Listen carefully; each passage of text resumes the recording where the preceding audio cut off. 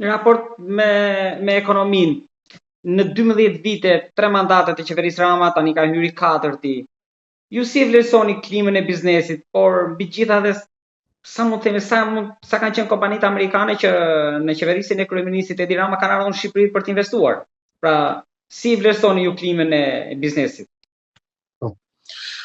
Unë e di që në fillim ne kishim shumë shpresë, bile kur erdhi ambasadori Kim, ajo gjatë një fest që kishim me dhomë amerikane, shpall që do vi Bechtel për Skavicën, do vi Exxon për Vlorën, ata erdhen edhe me sa di unë ata kanë ikë edhe nuk kanë bërë punë të vazhdueshëm.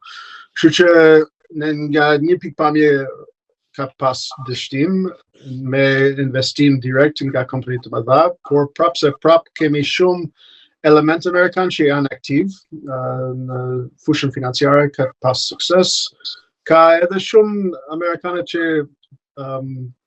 proshesin produktet e tyre përmes një bashkëpunim me shqiptarët. Edhe këtë është normal për një kom të vogël. Bile edhe kemi edhe disa market për hotelet.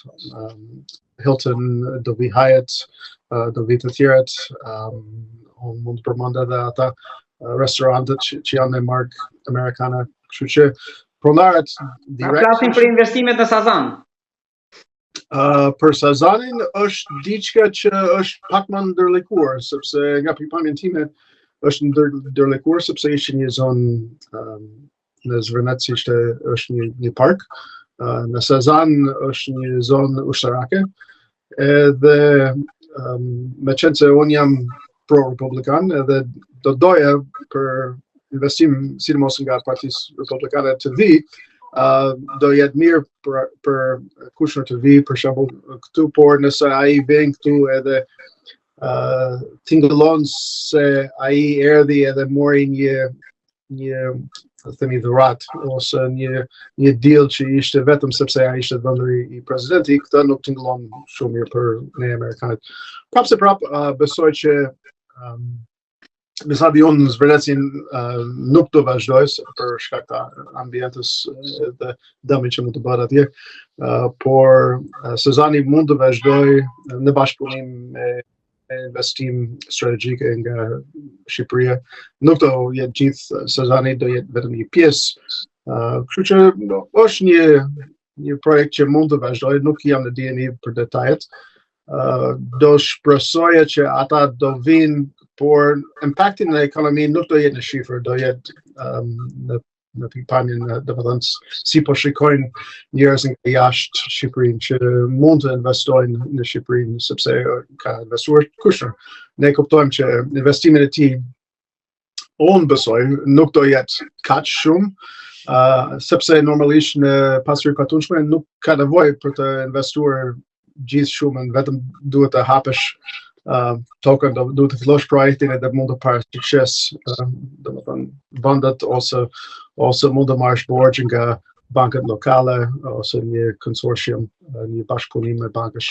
Kështu që unë nuk besoj që ai do të sjellë shumë para këtu, por është edhe pozitiv edhe mund të jetë kritik që ai do vi këtu edhe do të jep një përmirësim për imazhin, por për ata që po bëjnë gjëra të këqija ose po pastrojnë parat e tyre ose janë përfshirë me korrupsion dhe duan të lidhin ose të jenë afër këtë projekt, këtë mund të jetë një kritik të projektës.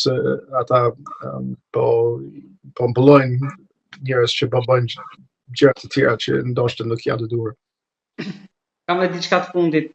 Pak ditë më parë, Radio Europa e Lirë shkruante që ka shumë shanse, shumë mundësi që Shtetet e Bashkuara të Amerikës në mandatin e Trumpit të liberalizojnë vizat me Maqedoninë e Veriut. Nuk e din nëse mund e keni lexuar këtë artikull, po tani vjen pyetja po për Shqipërinë, si janë procedurat, kush mund ta bëj, kur mund bëhet, a ka mundësi që mund bëhet diçka e tillë, mund ndodh diçka e tillë në të ardhmen? Gjithmonë mund të ndodhë, unë e di që Amerikë tani është shumë fokusuar nga brenda për kufijtë e tyre dhe për imigracion ilegale. Kuptohet që kur shikon ata video, ishte një video në CNN para nuk e di 6 muaj, një vit, edhe ishin një çadër, edhe në çadër ishte përdorur nga imigrant pa dokument. Edhe kishte tre gjuhë, në spanjisht, në kinez, edhe në shqip. Edhe në shqip thotë që kujdes se kontrolli vjen në këto orë.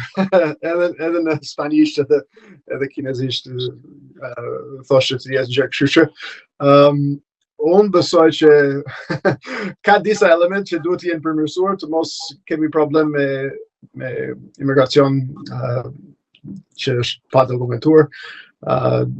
Trumpi duhet të mbaroj ata që po bën në Chicago dhe Portland dhe në disa qytete të tjera që kanë qenë jashtë kontroll ose disa zonet brenda qytetit kanë qenë jashtë kontroll. Edhe në Washington besoj që është me efekt pozitive. Kuptohet që një pjesë të Washingtonit njerëz dhe turistit nuk shkonin dot sepse ishte rrezikshëm. Edhe ne Amerikanët që tentojmë të shkojmë në Irak edhe Afganistan edhe çdo kënd të botës të sjellin paqe dhe nuk sjellin paqen brenda këtyre qyteteve nuk ka kuptim. Kështu që për mua është domosdoshëm që Trumpi ndihmon qytetet dhe merr kontroll, sidomos në Washington, pas kësaj, pas ka mbyll kufirin, pas ka bërë sistemin e dur, ndoshta mund të liberalizoj vizat për vendet të tjera, por unë besoj që këta vjen në radhë edhe derisa ka mbaruar Trumpin aksionet e tij që është duke bërë, nuk do ketë shumë liberalizimin. Pra këtë mandat nuk duhet kemi shpresë. Mund të kemi shpresë, por domethënë është diçka që mund të jetë në radhë, por ka disa elemente që janë përpara. Zoti Crawford, falenderoj shumë për bisedën.